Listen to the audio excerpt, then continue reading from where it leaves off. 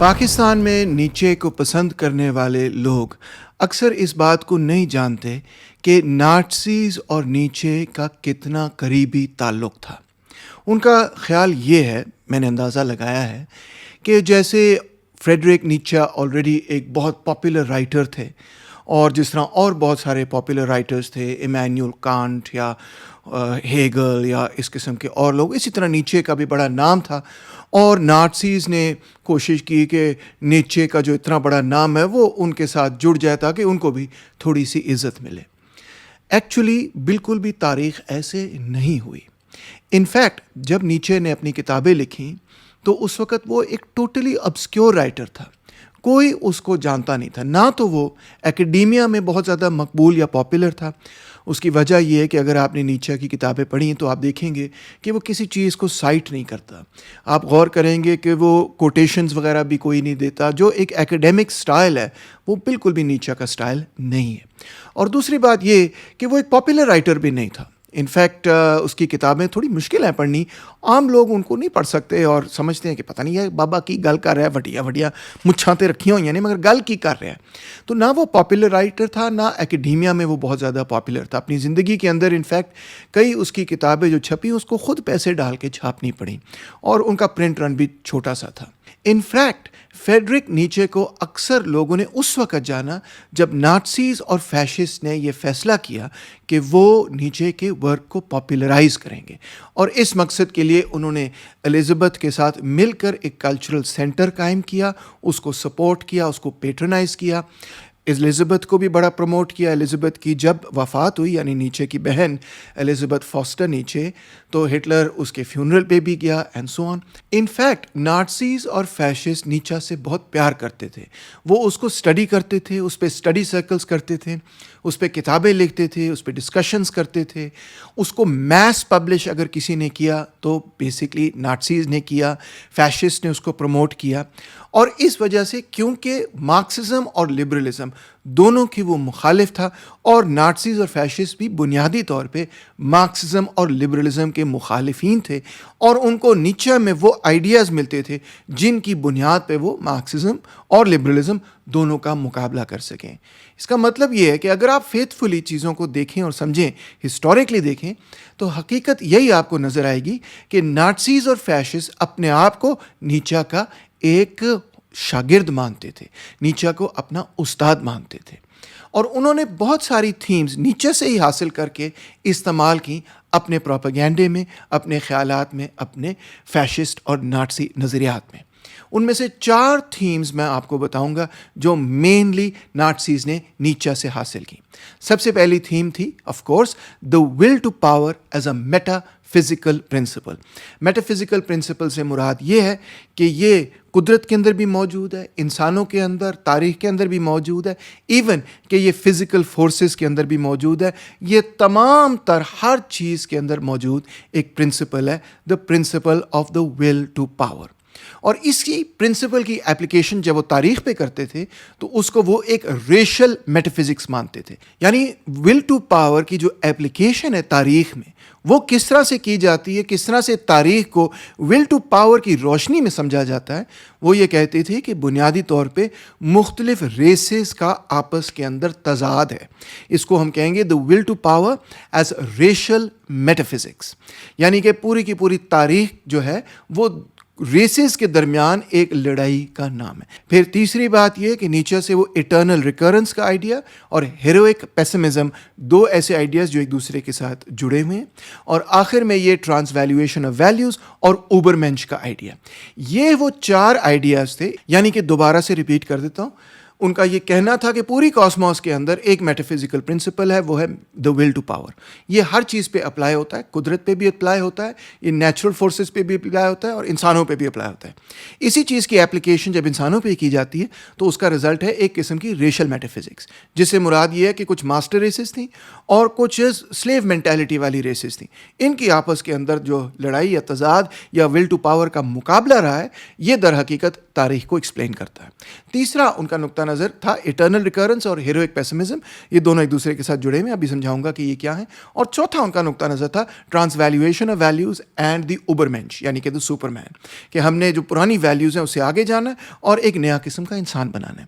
یہ چاروں تھیمز جو کہ ناٹسی پروپیگنڈے کا ایک بنیادی اور فیشسٹ پروپیگنڈے کا بھی ایک بنیادی حصہ تھیں, یہ چاروں تھیمز ان کو نیچے سے ہی ملی. اور یہی وجہ ہے کہ آپ کو ڈھیر ساری ایسی تقریریں بھی مل جائیں گی اور کتابیں بھی مل جائیں گی جو کہ ناٹسیز نے لکھیں, جس کے اندر وہ نیچے کو ایکسپلین کرتے ہیں, اور تھوڑا بہت نہیں ایکسپلین کرتے, بہت ڈیٹیل سے ایکسپلین کرتے ہیں. چند مثالیں لے لیجئے. سب سے پہلے تو جوزف گوئبلز کی وہ فیمس کوٹیشن ٹوٹل وار اسپیچ جو 18 فروری 1943 میں اس نے کی, کہتا ہے quote, as we so often have in the past so again shall we now bear the hardest burdens and we shall once more justify the words of the philosopher, یعنی Nietzsche, that which does not کل می makes me stronger. یہ بڑی famous quotation ہے نیچے کی, اور یہ Goebbels کے اندر بھی پائی جاتی ہے. اور اس گوئبلز یہی کہہ رہا ہے کہ جناب یاری جو گریٹ فلاسفر تھا یعنی کہ نیچے, اس کے الفاظ کو ہم سچا ثابت کریں گے. اسی طرح موسولینی لکھتے ہیں دا فلاسفی آف فیشزم میں, quote, in so doing in offering to the people hardships, sufferings, privations and wants in place of ease, comfort, abundance and riches. میں ادھر پوز کرتا ہوں کہ ہم لوگوں کو یہ کہہ رہے تھے کہ بھئی ہم ہارڈ شپ دیں گے, سفرنگ دیں گے, پرائیویشنز دیں گے, مشکلات ان کے سامنے کریں گے, بجائے اس کے کہ ہم ان کو کہیں کہ ہم ایک بہتر زندگی دیں گے, ہم کمفرٹ دیں گے, ابنڈنس دیں گے, riches دیں گے. موسولینی کے نقطہ نظر میں لبرلز کا یہ وعدہ تھا, اور وہ کہہ رہا ہے کہ فیشسٹ ہمارا وعدہ جو تھا کہ ہم سختی دیں گے. Mussolini is fulfilling the prophecies of all the great souls of the 19th century who preached the new way of life but found none who translate it into fact. یعنی موسولینی, میں خود اس چیز کو اب عملی جامہ پہنانے جا رہا ہوں. He is fulfilling, for instance, the prophecy of Nietzsche, who in an age sick with all the diseases of the soul rises like a prophet of old to preach the heroic life. یعنی کہ وہ ایک طرح کا ہمارے لیے پیغمبر ہے, اس نے پیغام دیا ہے ہمیں. کیا پیغام دیا ہے؟ سکھ سوسائٹی کے اندر جو ڈیزیز سوسائٹی تھی, جہاں پہ سول ہماری ڈیزیز تھی, اس میں اس نے پیغام دیا ایک ہیروئک لائف کا. وہ کیا ہے؟ The dangerous life, the ascetic life, the spiritual life, live dangerously. یہ اس زمانے میں بڑا پاپولر نعرہ ہوا کرتا تھا فیشسٹوں کا, جو انہوں نے نیچے سے ہی لیا تھا. آف نیچے who in an age of resounding with the battle cry of democracy disdainfully remarks, quote, once the spirit of God, then it became man and now it even becometh populous. یعنی کہ وہ نیچے کو کوٹ کر رہا ہے کہ once the spirit was God, اب وہ انسان بن گئی ہے, اور اب اس کے بعد میسز جو ہیں وہ سمجھ رہے ہیں کہ وہ خود ہی ڈیوائن ہے. یعنی کہ نیچے ان تینوں چیزوں کا تمسخر ہو رہا ہے. اسپرٹ آف گاڈ وہ پیریڈ تھا جو کرسچینٹی کا تھا, پھر when it became man, humanism کا period, and then when it became populace, یہ وہ پیریڈ ہے جو سوشلزم کا پیریڈ ہے. نیچے کہتا ہے میں تینوں کو ریجیکٹ کر رہا ہوں. تو موسولینی کنٹینیو کرتا ہے, آف نیچے who in an age replete with hypocrisy, false pretense and make believe, let Zarathustra wander through the world to announce the true life, the sincere life, the genuine life. تو یہ ہے جناب علی Mussolini کا quote directly the philosophy of fascism سے. 1908 میں موسولینی نے لکھا, غور کیجیے, دا فلاسفی آف فورس میں, quote, Nietzsche has destroyed the old ideals, اس نے سارے پرانے آئیڈیلز تباہ کر دیے. He has unveiled the deceptions of socialism, democracy, humanitarianism. یہ سب ڈسیپشنز ہیں, اور نیچے نے ان کا پردہ چاک کر دیا ہے. He has shown that the slaves morality must be replaced by that of the masters. Slave morality تھی, یعنی سوشلزم, ڈیموکریسی, ہیومینیٹیرینزم, اس کی جگہ ہم نے ماسٹر مورالٹی لے کر آنی. یہ موسولینی لکھ رہا ہے نیچے کے بارے میں ایگزیکٹلی وہی الفاظ جو میں آپ کو بتا رہا ہوں کہ نیچے کے اندر موجود ہیں. اور پھر موسولینی کہتا ہے life must be lived dangerously. یہ ان کا بہت بڑا, اگر آپ نہیں جانتے, ایک سلوگن تھا. 1909 میں اسی طرح موسولینی کہتا ہے, کوٹ, if relativism signifies contempt for fixed categories and men who claim to be bearers of an objective immortal truth, then there is nothing more relativist than fascism. بہت غور طلب فکرہ ہے. آپ نے وہ فکرے سنے ہیں نا جس میں لوگ کہتے ہیں دیر is know truth, there is know absolute truth, there is know absolute morality, there is know morality وغیرہ وغیرہ. یہ سب چیزیں اہم ہی ہیں, جھوٹ ہیں, بکواس ہیں, سب کچھ. وہ کہتا ہے یہ اگر ریلیٹیوزم ہے تو فیشزم بھی بیسکلی ریلیٹیوزم ہے. فرام دا ریڈنگ آف نیچے موسولینی لکھتا ہے, I learn the tragic and active conception of life. یہ ٹریجک اور ایکٹیو کنسیپشن آف لائف کیا ہے؟ ٹریجک کنسیپشن کا مطلب یہ ہے کہ زندگی بہتر نہیں ہو سکتی، جس طرح سے ہے اسی طرح سے رہے گی. ڈاگ ایٹ ڈاگ ورلڈ ہے. ایکٹیو کنسیپشن آف لائف کا مطلب یہ ہے کہ اس ڈاگ ایٹ ڈاگ ورلڈ میں پیچھے دھکا مارو دوسروں کو، اسی طرح تمہارے لیے جگہ بنے گی. سمجھے آپ؟ اور 1909 کے انٹرویو میں جو ورلڈ وار 1 کے بعد انٹرویو ہوا، وہ کہتا ہے کوٹ، یہ سب سے امپورٹنٹ کوٹ ہے اس کا، "It was Nietzsche who freed me from socialism." جی ہاں، مسولینی پہلے اٹالین سوشلسٹ پارٹی کا ممبر باقاعدہ ہوتا تھا، اس کے لیے مضامین لکھتا تھا، سوشلسٹ تھا، مارکسسٹ ہوا کرتا تھا. کہتا ہے کہ جب میں نے نیچے کو پڑھا تب سوشلزم سے میری جان چھوٹی، اور تب جا کے میں آزاد ہوا مارکسزم سے اور سوشلزم سے، اور تب میں نے فیشزم کو اڈاپٹ کیا. ابھی بھی یقین نہیں آتا. کارلوس ویڈیلا کی کتاب ہے national socialism, its principles and philosophy. یہ ایک right wing, extreme right wing کتاب ہے. اس کے پبلشر ہیں سینکچوری پریس. 2020 میں ابھی پبلش ہوئی. میں نے پوری کتاب بیٹھ کے پڑھی ہے. اس کتاب کا مین تھیسس ہی جناب عالی یہ ہے کہ the will to power is central to Nazi ideology.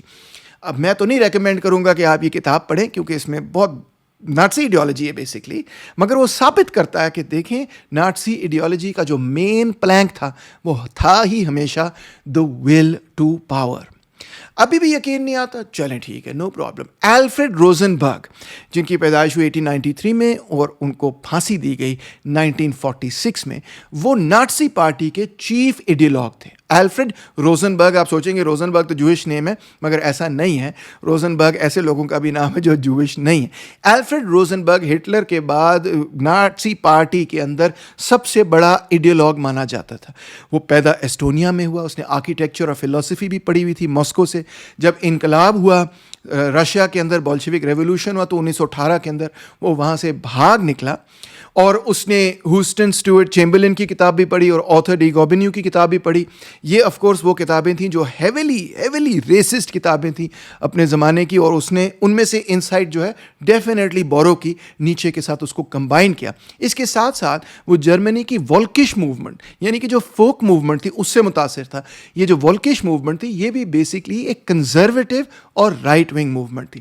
ان چیزوں کو ملا کر اس نے جو تاریخ کا ایک پورا خاکہ پیش کیا، وہ نازی ایڈیالوجی کی مین سوچ تھی.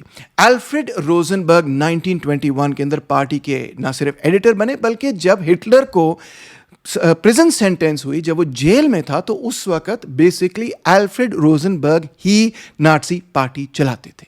انہوں نے اینٹی سیمیٹزم، اینٹی بولشوک پروپیگنڈزم کو اکٹھا کیا اور یہ کہا کہ جوڈازم، مارکسزم، لبرلزم یہ سب جرمن سول کے، جرمن لوگوں کے دشمن ہیں، ان کو ہم نے ڈیفیٹ کرنا ہے.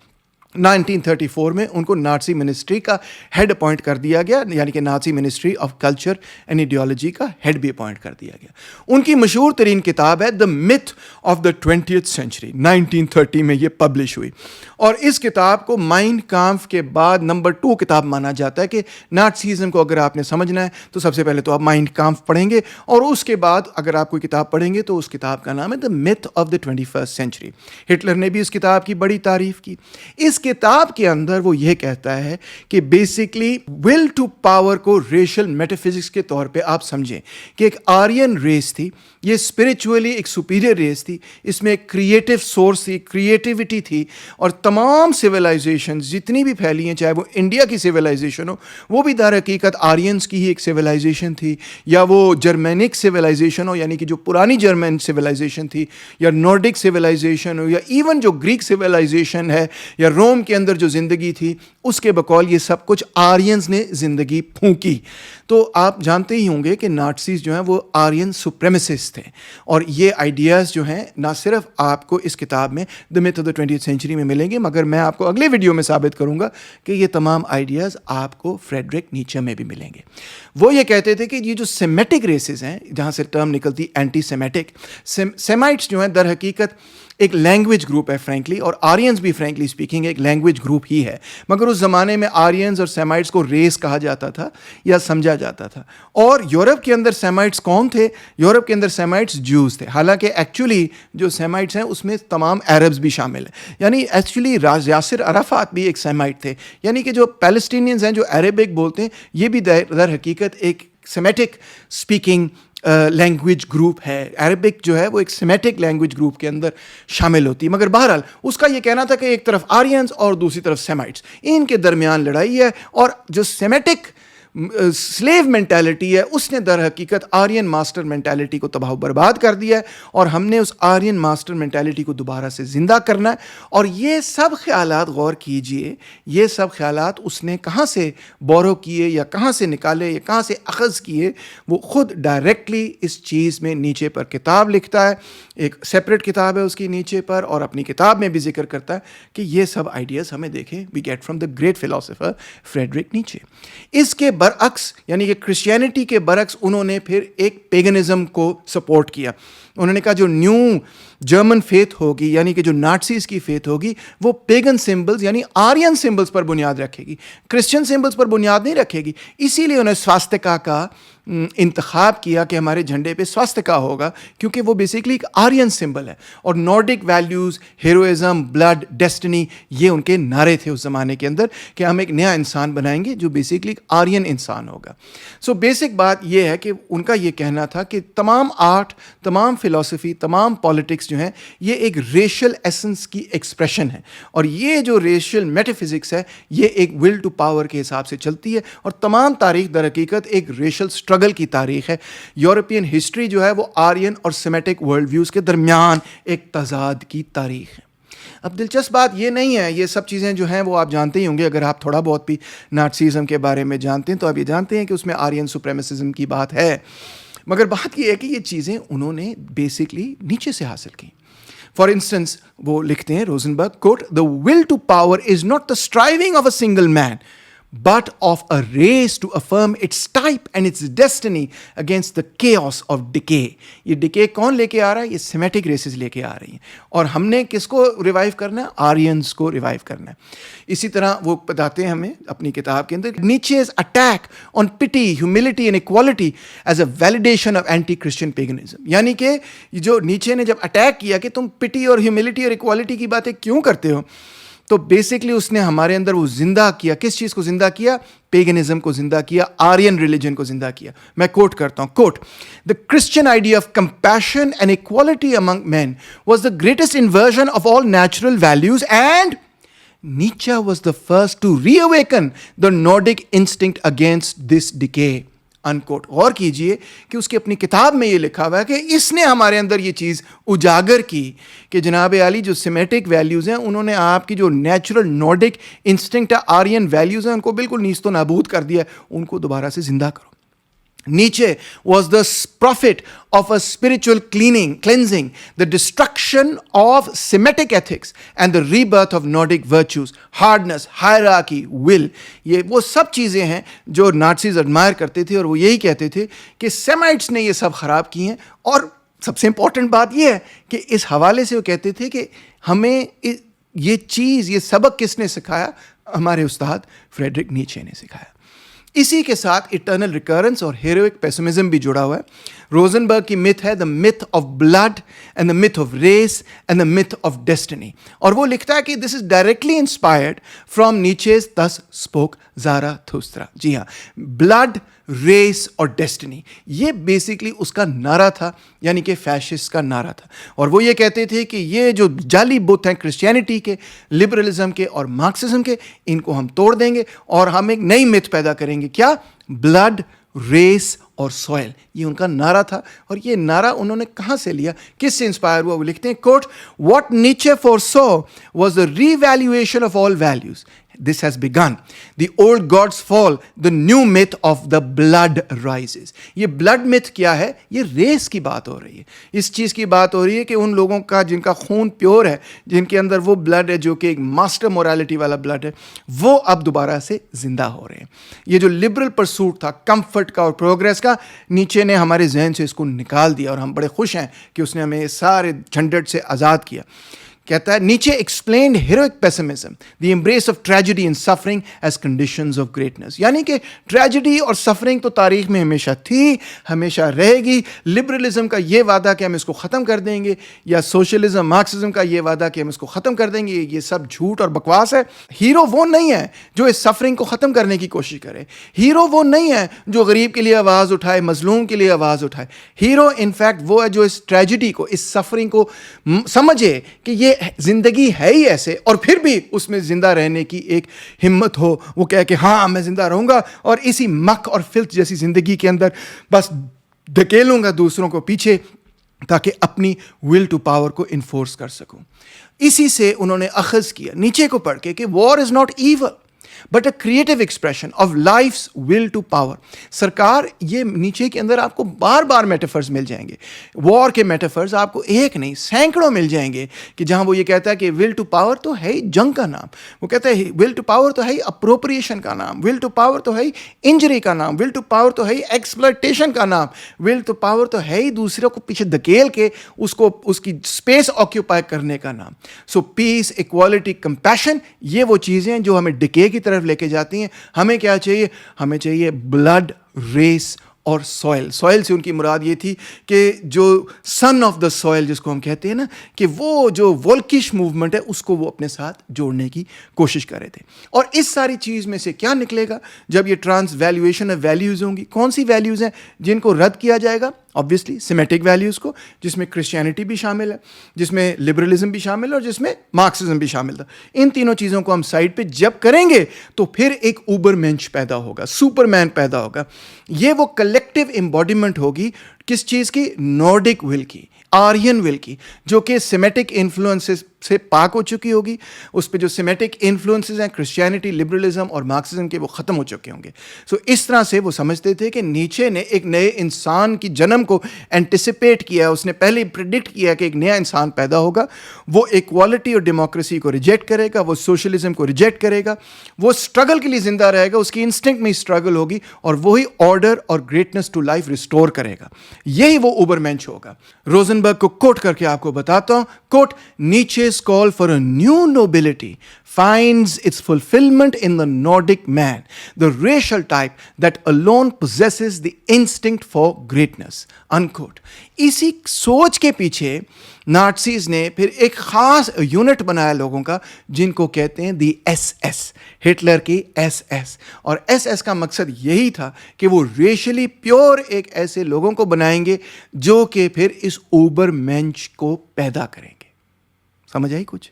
یہ بندہ جس کا نام ہے الفریڈ روزنبرگ, ورلڈ وار 2 میں منسٹر تھا آکیوپائڈ ایسٹرن ٹیریٹریز کا, 1941 سے 1945 تک. یعنی کہ جو فارمر سوویت یونین ہے, یوکرین وغیرہ, پولینڈ, یہ سارا جو علاقہ تھا ایسٹرن یورپ جہاں پہ جرمنی نے کانکر کیا تھا, یہ اس پورے علاقے کا منسٹر تھا. اور اسی نے اوورسی کی میس ڈیپورٹیشنز, ایگزیکیوشن, سٹارویشن پالیسیز یوکرین میں, بیلاروس میں, بالٹک ریجن میں. 1945 میں روزنبرگ کو اریسٹ کیا گیا اور اس کا ٹرائل ہوا, جس کو کہا جاتا ہے دا نیورمبرگ ٹرائلز, اور اس کو وار کرائمز کے حوالے سے, اور کرائمز اگینسٹ پیس کے حوالے سے, اور کرائمز اگینسٹ ہیومینٹی کے حوالے سے کنوکٹ کیا گیا, اور 16 اکتوبر 1946 کو اس کو پھانسی دی گئی. اس آدمی کی تمام سیاست اس کے اپنے بقول فریڈرک نیچے کی ہی سیاست تھی. یہ فریڈرک نیچے کو اپنا استاد مانتا تھا. ابھی بھی یقین نہیں آیا؟ کوئی مسئلہ نہیں, آگے پڑھتے ہیں. نمبر 3 مین جو نازی پارٹی میں تھا, اس کا نام بھی الفریڈ تھا. اس کا نام تھا الفریڈ بیملر.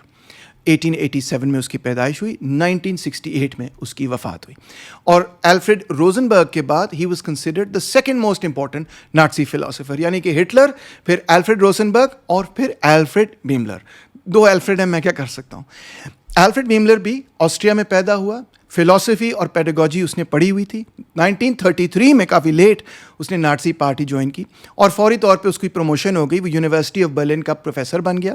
پروفیسر بننے کے ساتھ ہی یونیورسٹی آف برلن میں ڈپارٹمنٹ آف پولیٹیکل پیڈاگوجی کے وہ جناب علی ہیڈ بھی بن گئے، اور اس کے علاوہ وہ ناٹسی پارٹی کے آفس فار ایجوکیشن کے بھی ڈائریکٹر تھے، اور ناٹسی کریکولا تمام کا تمام وہی ڈیزائن کیا کرتے تھے۔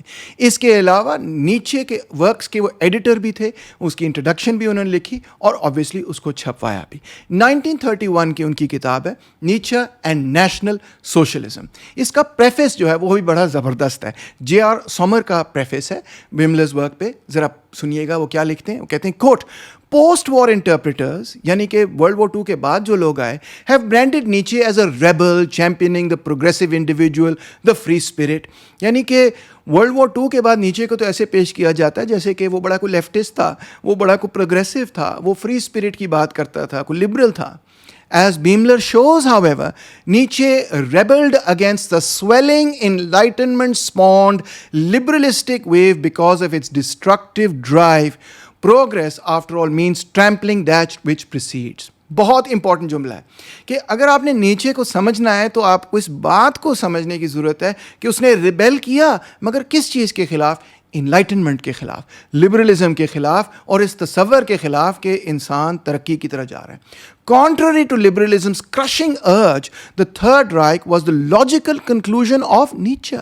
Preserve what deserves empirical, center it on a myth, spiritual, ensure a better future based on principle of the past, conservative. The Reich's very existence was the argument. The task of its philosophers was to articulate this. کتنا بھاری جملہ ہے کہ وہ یہ کہہ رہا ہے کہ بیسکلی تھرڈ رائخ یعنی کہ جو ناٹسی جرمنی کی ریاست تھی، اس کا اگر کوئی مین فلاسفر ہے ہر اعتبار سے تو وہ بیسکلی نیچے ہے۔ ہیوی ہو گیا نا، ہیوی ہو گیا ہے، میں جانتا ہوں۔ آئیں دیکھتے ہیں کہ بیملر کے کام میں وہ کیا لکھتا ہے، کیا اس کے اندر بھی ہمیں وہی پوائنٹس ملتے ہیں؟ Will to power as racial metaphysics physics وغیرہ وغیرہ۔ بیملر کہتا ہے Nietzsche was not a political or an aesthetic philosopher, یعنی کہ وہ اس کو اے پولیٹیکل نہ سمجھیں یا یہ نہ سمجھیں کہ صرف اس کو آرٹ میں دلچسپی تھی، ایستھیٹکس میں دلچسپی تھی۔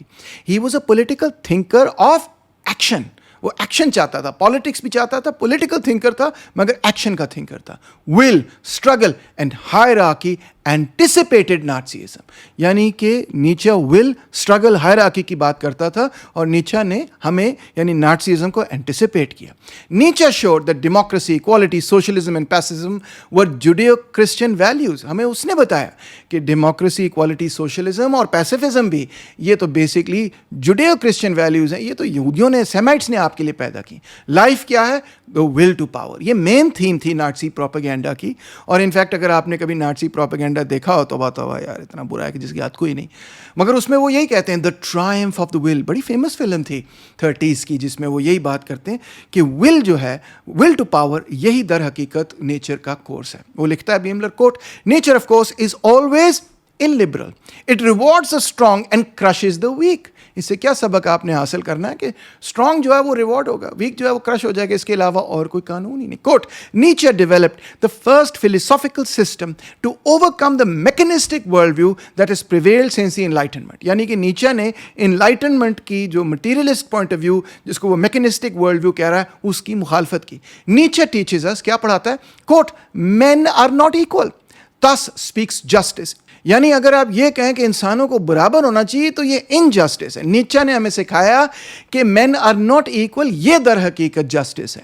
ان equality and struggle are the prerequisites for justice. Inequality ہوگی، اسٹرگل اور اسٹرائف ہوگی، لڑائی جھگڑا ہوگا تو یہ ایکچولی جسٹس ہے، کیونکہ یہ قدرت کے اندر ہے۔ Justice can only exist where forces are measured against each other in freedom, جہاں پہ ٹکراؤ ہوتا ہے قوتوں کا آپس کے اندر، ان کو آزادی ہوتی ہے کہ وہ ٹکرا سکیں، وہیں پتہ چلتا ہے کہ کیا چیز جسٹ ہے، کیا چیز اسٹرانگ ہے، کیا چیز ویک ہے۔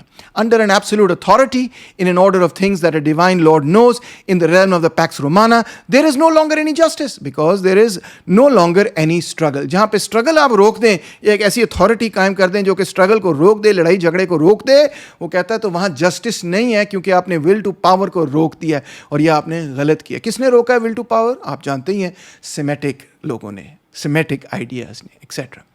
اٹرنل ریکرنس اور ہیروئک پیسمزم بھی آپ کو اس کی کتاب میں ملے گا. وہ کہتے ہیں کہ جی ہم anti Christian ethos, hardness, sacrifice اور اسٹرگل کی بات کر رہے ہیں, کیونکہ بیسکلی ہیروئک پیسمزم تو ہے اس چیز کے ساتھ جڑا ہوا کہ زندگی بہتر نہیں ہو سکتی, بس زندگی ہارڈ ہے, آپ نے بھی ہارڈ ہونا ہے, آپ نے بھی اسٹرگل کرنی, دوسرے کو کچل دو, کیونکہ that's what life really is. Transvaluation of values اور اوبرمنچ بھی آپ کو ملے گا. انفیکٹ وہ یہ کہتا ہے کہ the Ubermensch is the model for the new German man. ایک نیا جرمن بندہ ہم نے پیدا کرنا ہے, اور اس کے لیے ہمارا ماڈل کون ہے؟ اوبرمنچ. نیچے as a prophet of the new order whose insights were being realized by Hitler, وہ لکھتا ہے کوٹ, if today we see German youth on the march under the banner of the swastika, we are reminded of Nietzsche's untimely meditations in which this youth was appealed to for the first time. جی ہاں, وہ کہتا ہے youth آج جو ہے وہ German swastika کے نیچے, یعنی کہ نازی سواستکا کے نیچے اگر مارچ کر رہی ہے تو بیسکلی یہ نیچے کی وجہ سے ہے, کیونکہ اس نے ان ٹائملی میڈیٹیشنز دی, یعنی کہ ایک ایسے وقت میں اس نے یہ بات کی جب یہ قبول نہیں تھی, مگر اس نے پہلی دفعہ یوتھ کو سمجھایا, اس کے ذہن کو کھولا کہ یہ اصل حقیقت ہے. It is our greatest hope that the state today is wide open to our youth, and if today we shout heil Hitler to this youth, at the same time we are also hailing Nietzsche. جی ہاں, یہ ہے جناب عالی Alfred بیملر, آپ نے خود پڑھ لیا. تو کنکلوژن یہ ہے اس چھوٹے سے ویڈیو کا, ابھی اور بھی آئیں گے, فکر نہ کیجئے. میں پولیٹیکل فلسفی کو بڑی اچھی طرح جانتا ہوں اور آپ کو بتا سکتا ہوں کہ کیا کیا چیزیں نازیزم نے نیچے سے حاصل کی. مگر کنکلوژن جو ہے وہ یہ ہے, چاہے آپ یہ سمجھیں کہ جی نازیز نیچے کو درست سمجھیں یا غلط سمجھیں, آپ جو کہ جرمن نہیں بولتے, نہیں سمجھتے, آپ سمجھتے ہیں کہ آپ بہتر سمجھے ہیں, وہ جو کہ جرمن بولتے تھے نہ صرف بلکہ اس میں لکھتے تھے, فلسفہ اس میں ہی کرتے تھے, وہ غلط سمجھیں. مگر بہرحال اگر آپ اس نقطہ نظر پہ بضد ہیں کہ آپ نیچے کو بہتر سمجھتے ہیں, تو اس انسکیپبل ہسٹوریکل فیکٹ سے آپ منہ نہیں موڑ سکتے کہ وہ کون سی تحریک تھی جس کو نیچے نے سب سے زیادہ انفلوئنس کیا, جس کے اوپر سب سے زیادہ نیچے کا انفلوئنس ہوا. جناب عالی, اس حقیقت سے آپ منہ نہیں موڑ سکیں گے کہ بیسکلی نازیزم اور فیشزم اپنے آپ کو نیچے کا شاگرد کہتے تھے, اور اگر نیچے کا سب سے زیادہ کسی پولیٹیکل موومنٹ پہ انفلوئنس ہوا تو وہ سوشلزم نہیں ہے, وہ لبرلزم بالکل بھی نہیں ہے, وہ ہے نازیزم اور فیشزم.